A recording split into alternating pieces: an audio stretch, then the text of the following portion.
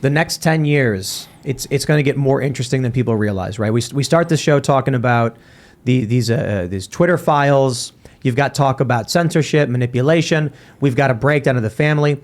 But right now, those kids you mentioned that are addicted to those phones, that are growing up in these strange times, 10 years old, let's say. In 10 years, they're going to be voting. And how do you think they're going to affect the political system? What's happening to particularly young girls? They go on Instagram, they go on Snapchat, they go on TikTok, and they get depressed when they don't get enough likes on their posts, views on their videos, and it's causing a massive spike in depression alongside COVID and all of the crazy mask stuff that's happening. We are going to have two generations, Gen Z and Alpha, and the next generation, and they're going to be so negatively impacted by this. I fear that, I hope that we're headed towards something better. Right? When we get these exposés on Twitter and the FBI, it's shining a light in the darkness. It's sending a signal to people that victory is possible. Republicans take the House, maybe we'll see some changes. But when you start thinking about demographics and what's happening with the young people, it may be inevitable that as the older generation, the boomers and the older Gen X start aging out, retiring, they're not voting, they're passing on, we lose that level of stability despite, look, I think the greatest generation was just that. I think the boomer generation has some issues. Gen Xers have a little bit more. Millennials have a lot more. Gen Z is going to have way more. And it's just this cascade effect of generations getting worse and worse and worse. I fear that for all the issues we can complain about with boomers, when the boomers are gone, it's going to be apocalyptic. We need that level of stability among them, despite the criticisms the younger generations have. Same thing is true for Gen X. Millennials are a psychotic generation. It's split down the middle between woke insanity, and then you've got classically liberal to conservatives countering that. Gen Z is going to be crazier. Alpha is going to be crazier. These kids who are addicted to these machines, who have no sense of family, who don't know their dads or haven't seen their families because they've been raised by the state, when they get in a vote, I think the system just implodes. And you could see now it's the biggest generation of kids that are still living home in their parents' basement, Yep. Most of, not that I'm knocking that. I got a son that's still living home. But they don't have that many economic opportunities compared to what people had before. It's if different. You look at the financial situation, I was in business by the time I was 19. I moved out when I was 18. I was rocking and rolling like in New York. How old are you? 56. 56. So what is that, Gen X or is that Boomer? I couldn't tell you. One of the two. It's like maybe both. I'm on the cusp. Maybe I got both. Boomix. 57. Maybe a little bit both. 57. Is that the year you were born? 56. 66. 66. Yeah. I think that's Boomer generation. Probably early. Oh, you're late Boomer. Maybe X. I'm a Boomer. I don't know. I'm late. Yeah. X. Call that. Boomer. Well, so you see with the Gen Z, the meme, okay, Boomer, like dismissive of this. They're growing up. You're seeing a lot of socialism. Why? These kids don't have jobs. They go to school. At school, you're told what to do. Don't push back. We give you your food. We give you your books. Then they go to college. These are young people who never had a job. I'm not saying not like every Gen Z person has never had a job. I'm saying there's a generation. In this generation is a large swath of young people. They're now 22 years old, getting out of college, and never worked a job in their lives. Yep. How are they going to enter the workforce? They can't. They end up going to places like Twitter, where they walk in and have red wine on tap, and they go to the Lego room where they can do building blocks. Then they have the meditation room because they're just so stressed out, and they think these mean words online are pure violence.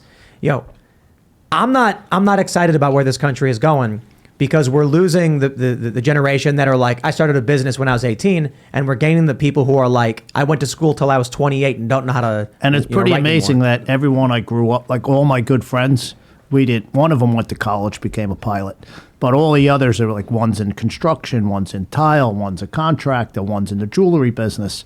We all did very well for ourselves, and I'm hoping that it continues, but you're not really seeing it like you're saying. I'm not hopeful. I mean, dude, my peers, they're always complaining. They don't want to work. They're unmotivated. They're lazy, and they're sad. It's That's why scary. they're sad.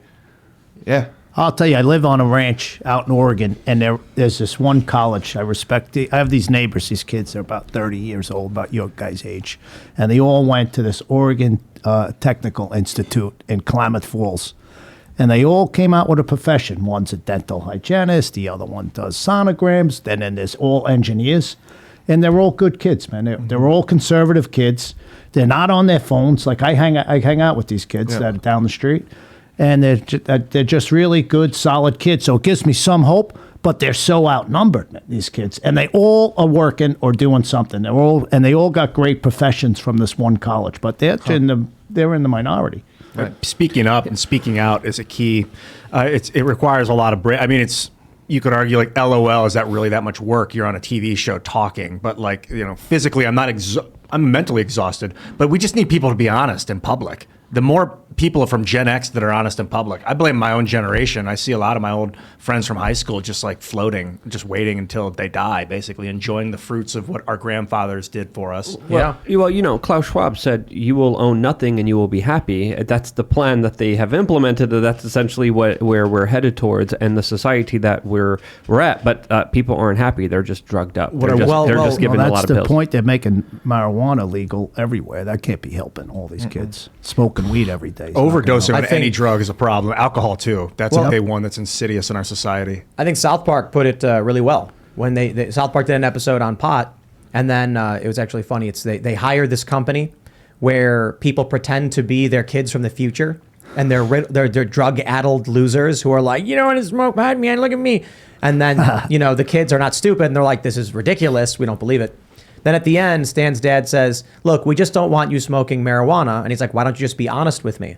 And he's like, well, son, the truth is, marijuana makes you okay with being bored. And then when you're older, you'll find that you're not good at anything. And that was just like the simplest explanation of when kids are out partying and drinking, it doesn't matter if it's pot or anything else, without direction, without discipline, without stability, they end up, as young adults with no capabilities. So they have no mission, they have no drive, they have no skills, and they're angry. Why can't I buy that new car? Why can't I get a nice? Why is life so hard for me? And it's like, well, you spent your teenage years doing nothing. For the people who are successful like you said you went into business when you were 19. Yeah. I don't know what's the answer then. You guys are younger than me. What are we going to do with this generation?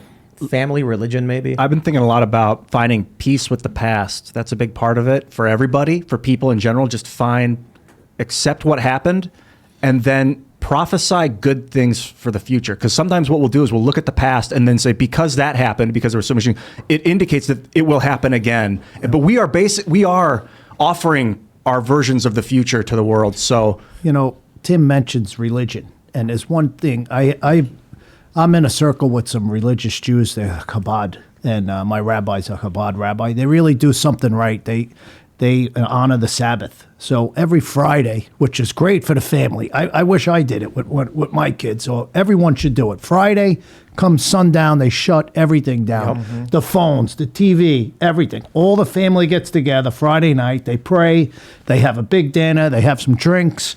They chill out all the way till Saturday sundown. How much better would society be if every family did that? You know what's and it's really one day. Several orders of magnitude better. And what else is awesome? This is what a lot of people attribute to a lot of the success. So one of the most epic things about Islam is fasting. I've been looking into the tenets of Islam. There's 5 pillars, and one of them is Ramadan. It's this month-long scorching heat. Ramadan means scorching heat. When they lived in the 9th month of the year, like September, and they just had to live under the burning sun. So they were fasting to survive, because if you eat in the burning sun, you're going to burn.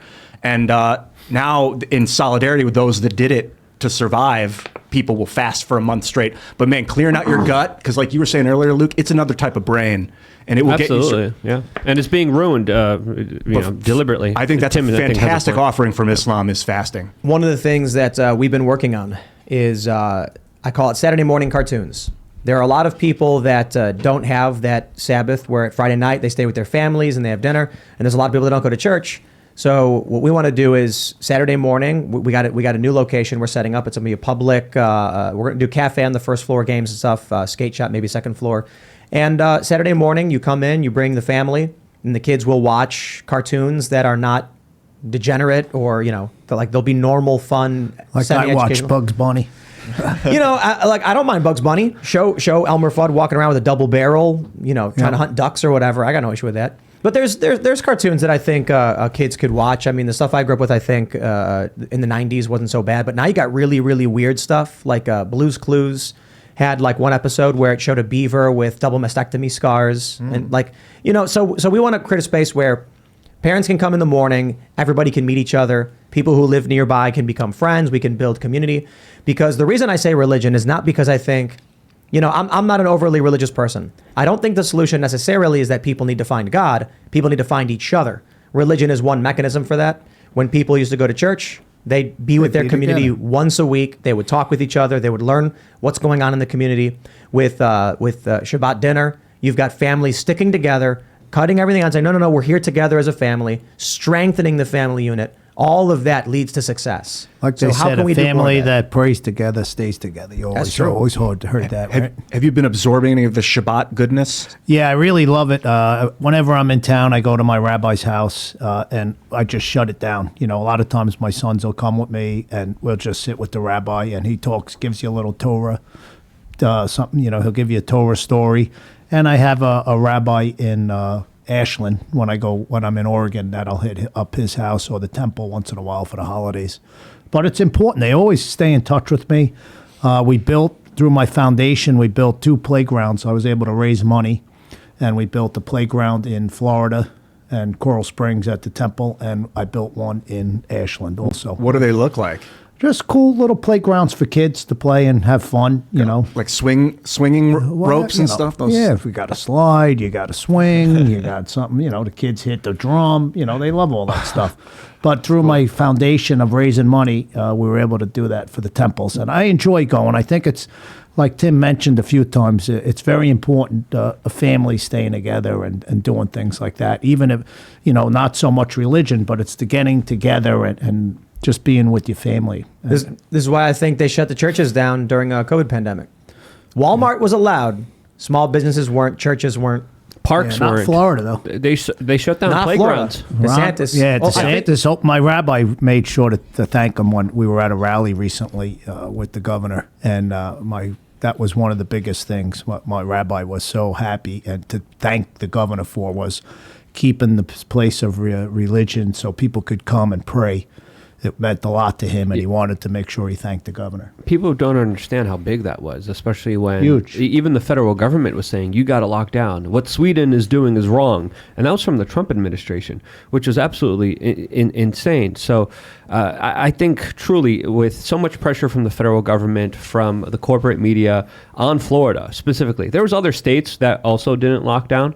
But specifically, Florida was where everyone was pointing to, criticizing, saying this is going to be the bloodbath. Everyone's going to be dead here. Everyone's going to die. They have such a big elderly population. It's a given. Everyone's dying here. DeSantis is a murderer. And DeSantis said, no, I'm going to not bow down to your emotional extortion. And I think truly it was Florida standing up against all of these pressures that allowed the United States to not be as draconian as a lot of people planned it to be. And what was interesting, all the people from the Northeast that moved down to Florida, and they turned out voting Republican. As you saw in the election, he won like 20 basis points or something like that, like a record. Right, he won by. I relocated there. I moved down to Florida. I have my residency's in Florida. I'll never give it up. Yeah. Oh, so you I do love it down both? there. You go back and I forth? bounce back and forth, but majority I'm in Florida, and that's where I vote. That's the first thing the governor asked me when he see me. You didn't change residency, did you? I go, no, don't worry, Ron. I'm voting for you. You got it. We did a rally for him. It was great. Double-digit victory. What did he win by? Like 1 million votes? 1.5 or 1.6? And it was like we almost got stuck with that other guy, Gillum, if you guys remember. Oh, him, yeah. getting caught in a hotel room with naked gay prostitutes and drugs. He almost won it. That's how terrible it was. Florida, it's amazing how Florida went from being a swing state to it's so red. It's one of the reddest states. Everyone that in the state that's running something is Republican. So there's I'm gonna butcher this. So Prager, I apologize. What is it? Cut flower politics? I think he calls it. Was that what it was? I think so. Yeah. He says that you have this beautiful flower in a pot, and then you pick it and hold it up and show how beautiful it is. But then as it's been separated from its roots, it slowly withers and dies. And that's what we're dealing with now as a society. I feel like right now we don't realize the wave has already hit in this country as we believe it doesn't exist anymore. We talk about the FBI. They're seemingly only going after enemies of their tribal ideology. So a garage pull rope, 12 agents. But a bunch of people showing up to the Supreme Court justices' homes, illegally protesting. We're not getting involved in that. Pro-life activists, however, got to track them down, lock them up. January 6th, 2 years solitary, no trial. Mass shootings, too, like we spoke Mass shootings. about. They dropped the ball. I mean, look at that. There's a meme from remember on the Simpsons episode where Bart says, what was it, woozle wazzle or something like that? No, I didn't do it. Is that what the line was? I don't remember. But he gets a catchphrase, and then all the students look and turn to him and they say the line, Bart. The meme is, he goes, it's like he's got the FBI hat and he goes, the suspect was known to us and we took no action. And then they're like, yay, because it's happened so many times. We could only hope that the House now could do something. Maybe they'll look into it. Because if they don't, who's going to do it? Even the Department of Justice, they do whatever they want. Well, this is the issue. The reason I bring up the cut flower politics idea, the flower is dying and there's no reattaching it to the roots. It's not going to happen. I think you can splice it back on. Can't? Okay, come on. Okay. I'm talking about a political metaphor. I'm trying to be positive. This guy. Sure. No, I mean, to be fair, perhaps there is a way to reconnect with our roots, and that's actually a good way to put it. So I stand corrected. If we can restore our roots and get back to what made this country function better, maybe we can turn things around. I think there's a good opportunity for that. But right now, what I see around us, well, actually, maybe you were completely right. What I see around us is a light at the end of the tunnel. With the Republicans taking the House, this may be the point where we start turning things around. If more shows like this, more people like Crowder, more people like Stick, Sex, and Hammer, more shows pushing through the noise, more people able to counter the narrative, Elon Musk taking over Twitter. That was great. This is a potential opportunity to start rejecting societal collapse and degeneracy and saying there's got to be some degree of responsibility, meritocracy, protecting the family. Maybe we actually are restoring those things. I was thinking, I like this metaphor about when was the flower cut? Was it the Federal Reserve Act, 1913, Woodrow Wilson? Did he slice? No. Was it the 90s? Because Reagan was awesome. I remember Reagan was pulling down the Berlin Wall and ending the Cold War. It's the 2000s. And I think it was social media. It was the internet. Yeah, the internet, algorithms, algorithmic manipulation, and the financial collapse. These things all happened right around the same time. But didn't you guys feel that we got a little reprieve when Trump won? I thought the country was going, it was so horrible. 2016 is the first time I voted. I just couldn't, I had to get involved and vote the way the country was going like it was now. It's just no different from when Obama ran things, from when Biden's running things. There's two ways to look. So I thought that, him getting elected, I thought, patriotism, look, there's no patriotism now in this country. He brought back patriotism, and the country was definitely doing a lot better then than it is now. There's two ways to look at it, I guess. I've heard these stories about old people on their deathbed, they're lethargic, they're dying, and then one day, all of a sudden, they sit up, tons of energy, they're talking, they're laughing, they say, get my family in here, I'm feeling great, and they're like, whoa. The family comes in, they all share laughs and memories, and then say goodbye, and the next day, the person dies. Like all of their energy is mustered up for one last goodbye and I love you. That scares me, that idea that the resurgence of Trump was the last mustering force of people who care about this country and believe in the values that made it great. You believe that? No, I think it's a possibility, but it's also possible that Donald Trump was a shot of adrenaline, that he was that EpiPen straight into the thigh, and now we as a country went, So as we have these bad things still happening around us, we now have the rise of people like DeSantis. We now have the narrative machine crumbling. We now have Elon buying Twitter. Far from perfect, this guy Elon, but he's releasing these documents. He did more for social media than any GOP ever did. What Elon Musk did to beat the big tech just recently. Private sector. Yep. Yeah. But maybe Donald Trump we were all sitting around feeling our heart tighten. And then Trump came along like an EpiPen. For all his faults, he was a shot of adrenaline. And now the vision's very clear and all this transparent nonsense. You're like, what? Like the FBI's directly involved with it? I mean, we kind of had the feeling this was going on. He was screaming it from the top of his lungs about it for years. The FBI, the Department of Justice, the collusion, the Russian BS, and it all came out to be true. Thanks for watching this clip from the Timcast IRL podcast. Hang out with us live Monday through Friday at 8 p.m. and become a member over at timcast.com for uncensored, members-only shows exclusive. Thanks for hanging out, and we'll see you all next time.